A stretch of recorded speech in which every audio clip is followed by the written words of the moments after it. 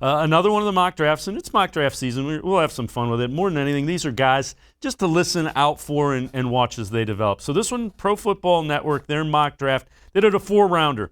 They have the Browns taking Jaelan Phillips from Miami, edge rusher. And again, we've talked about him and kind of a similar guy. Yeah, Jalen Phillips is one who, when you turn the tape on, you don't find a lot of red flags. You see a lot of speed to power. You see really the exact player I just was describing in terms of cutting down that surface area and getting into a tackle in ways that make them uncomfortable. Starting outside, attacking their inside, and then you get back around them. And if you think, being the defensive or the offensive tackle, if you think facing Jalen Phillips, he's going to finesse you, all of a sudden he'll put his head down, which isn't the best technique, but for the sake of this conversation, putting his head down and bull rushing through you, and now you're on your back. And that's the last place any offensive lineman wants to be. The one thing on Jalen Phillips that is going to continue to be a question mark until the last people to find out about it, which will be the press and the public, is his medicals. He really retired from football because of concussions and then came back after his stint at UCLA and arrived in Miami and had a really good season.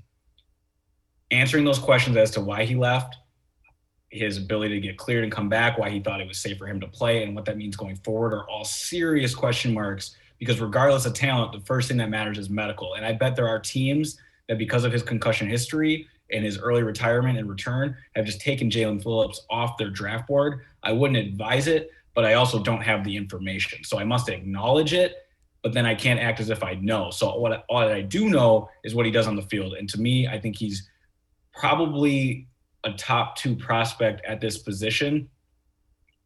Definitely top 3, but it's the medicals that we don't have the answer for yet. And again, anytime you're drafting late in the first round, there's going to be some questions. That's why guys are being drafted 26th instead of 6th or 7th. Here's an interesting one. Second round, they have Baron Browning, linebacker from Ohio State, mocked to the Browns. And that, you're nodding your head. I think that's a guy you could see the Browns being interested in.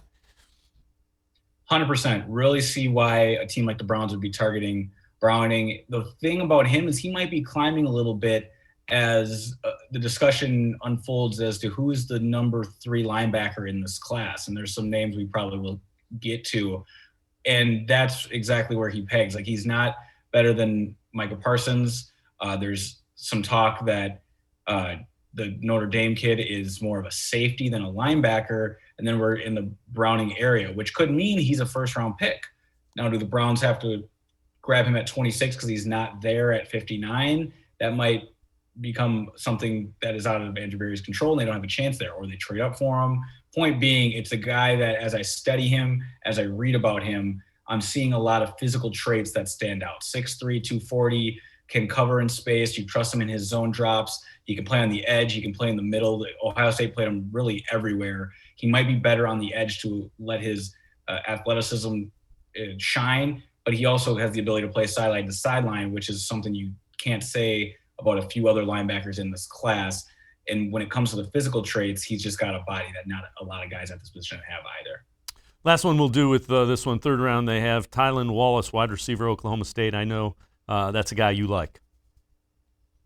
Yeah, I really like Tylan Wallace. He's a guy who you trust to go up and win a football. The 50-50 ball is a concept that smart offensive minds try to drift away from, but at the end of the day, you got to go up and make a play. And Tylan Wallace is a guy who repeatedly did that at Oklahoma State.